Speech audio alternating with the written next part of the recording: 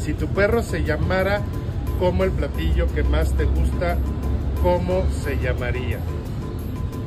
Se llama Guapoel, se llama camote. Qué chido. ¿Cuál es tu relleno favorito de quesadillas? Yo soy fanático de las quesadillas de quelites y flor de calabaza. Son mis favoritas. Para mí siempre van con queso, por lo menos con requesón.